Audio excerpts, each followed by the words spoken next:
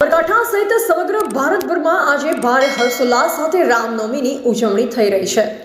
ત્યારે હિંમતનગરમાં પણ શ્રદ્ધા ભાવથી રામનવમીની શોભાયાત્રા યોજાઈ હતી, જેમાં મોટી સંખ્યામાં શહેરીજનો સહિત આસપાસના કેટલાય ગામના ભાવિ ભક્તો જોડાયા હતા।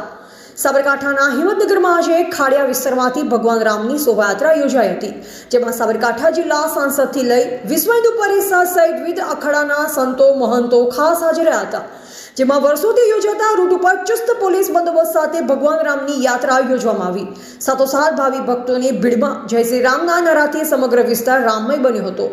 જોકે 2 વર્ષ અગાઉ સાબરકાંઠાના હિંમતનગરમાં રામનવમીની શોભાયાત્રા દરમિયાન થયેલ પથ્થરમારાથી સમગ્ર ગુજરાતભરમાં ભારે પ્રત્યાઘાત સર્જાયા હતા।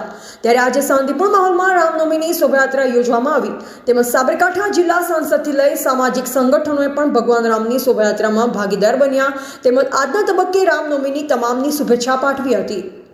એમાં રાજકમલસિંહ પરમાર, ભારતની અસ્મિતા, સાબરકાંઠા। આજે રામનવમી છે અને રામનવમીના પવિત્ર દિવસે સૌથી પહેલાં દેશવાસીઓને રામ ભક્તોને હાર્દિક શુભકામનાઓ પાઠવું છું।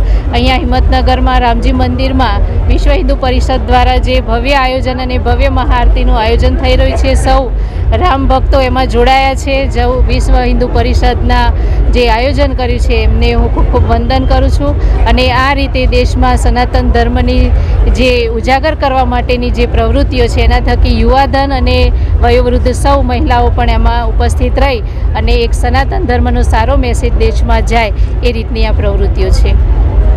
વિશ્વ હિન્દુ પરિષદ બજરંગ દળ માતૃશક્તિ દુર્ગાબાઈની દ્વારા આજરોજ હિંમતનગરની અંદર 6ઠી તારીખે રામ ભગવાનની જન્મોત્સવ નિમિત્તે એક ભવ્યાતિ ભવ્ય શોભાયાત્રાનું આયોજન થયેલું છે, જેની અંદર હિંમતનગર અને એની આસપાસના તમામ રામ ભક્તો ખૂબ મોટી સંખ્યામાં જોડાયેલા છે।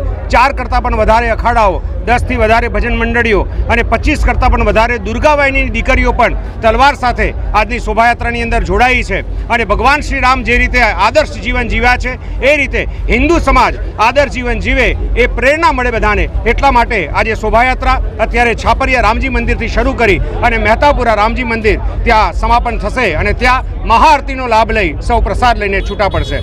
જય શ્રી રામ।